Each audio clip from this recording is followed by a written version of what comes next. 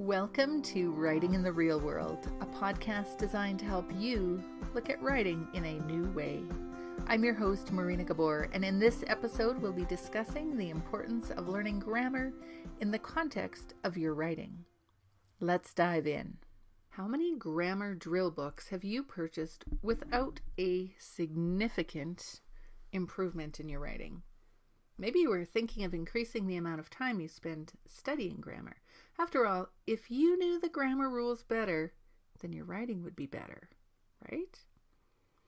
What if I told you that if you took your grammar knowledge and instead of doing more grammar drills, deliberately practiced applying it to your own writing, you would improve your writing faster?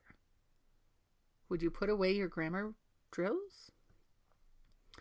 According to David West Brown, who has PhDs in English and education and linguistics, the reason for grammar drills is that it's harder to teach grammar in context because the instructor needs to recognize the grammatical function and then point it out to the student, who then looks for the recurring episodes of that grammatical function in their writing, thus incorporating it into their grammar repertoire. Let's step back and look at examples of this principle at play in two other domains. Do you play an instrument? If so, you know the value of learning scales. In essence, they're the grammar of music. Scales are great for building finger dexterity, understanding of patterns, but they will not help you learn to play songs. Not really. However, because you have an understanding of scales, you'll be able to find their patterns in the songs you are learning.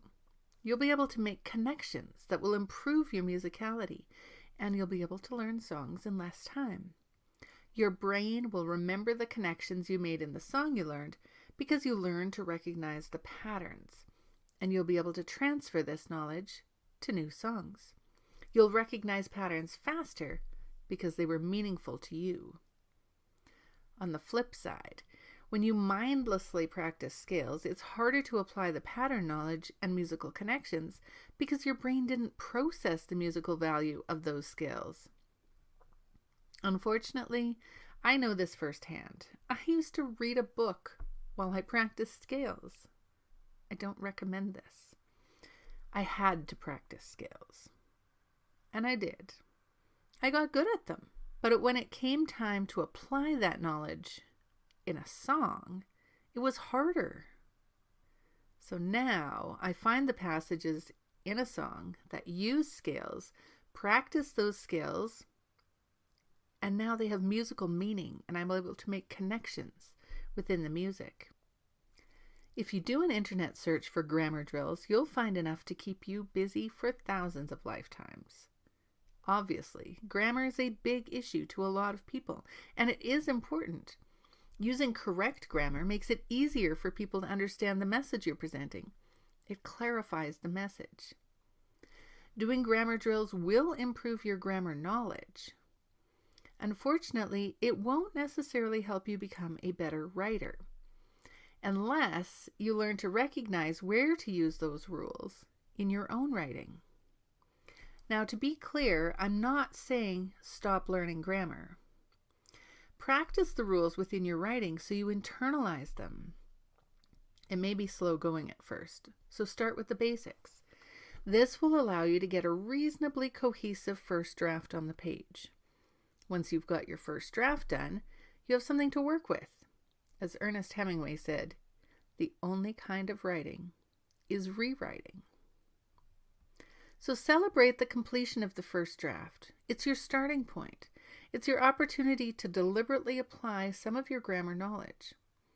And during the revision process, you'll be playing with words to create sentences that slip off the tongue with ease and delight your reader. We'll take a short break now to offer you a free resource. Not sure how to start writing? Need some guidance through the writing process? I invite you to get your free copy of the Writing Jumpstart Kit.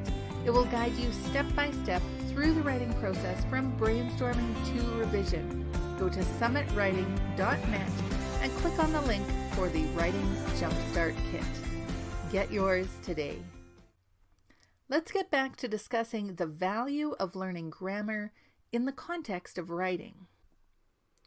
Maybe you're not a musician and the practicing scales example, it didn't hit home for you. What about baking?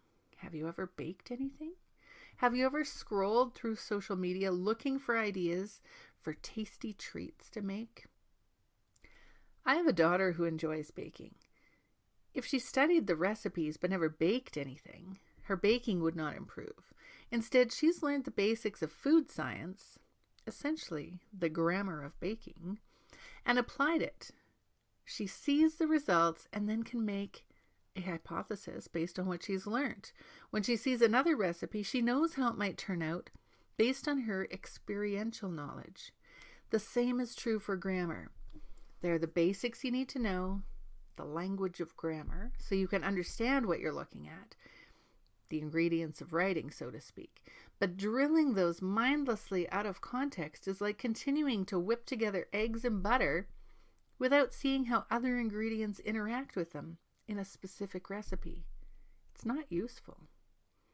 But what if you whipped the eggs and the butter and used that in cookies? What if you tried the same to make a cake? What happened? Would it work one place and not another? Why are egg whites sometimes whipped separately? Why is butter sometimes browned? All the ingredients are the same, but they're used differently in different contexts for a different result. With grammar, you have the basic ingredients, your parts of speech, your sentence structure, and then you need to play with it in context and in the context of your writing. You need to recognize the pattern in other writing and try those patterns in your writing.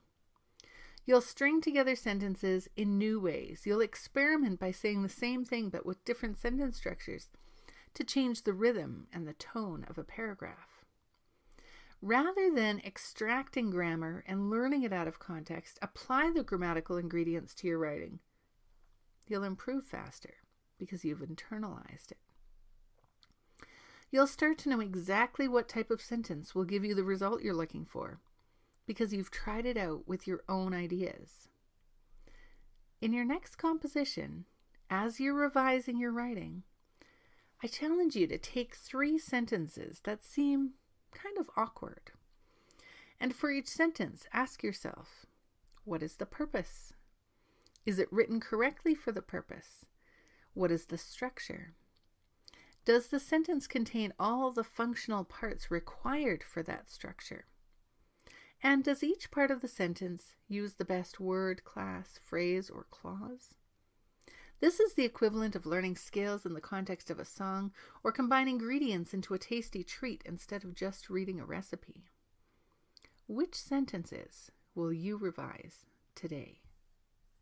Thank you for joining me today for this episode of Writing in the Real World. I hope it's helped you look at writing in a new way and offered you the encouragement you need to continue your writing journey. Until next time, happy writing.